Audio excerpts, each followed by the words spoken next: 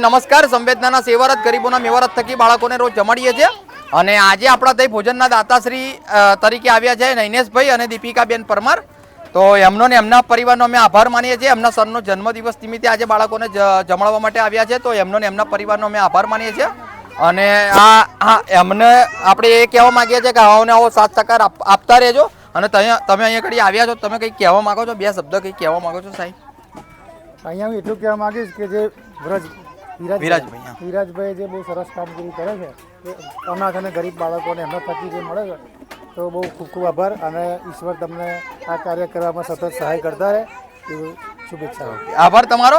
અને બીજું એક આ વિડીયોના માધ્યમથી કહું છું, જોડ ખાતે 100 બાળકોનું અનાથ આશ્રમ બનાવવા જઈ રહ્યા છે.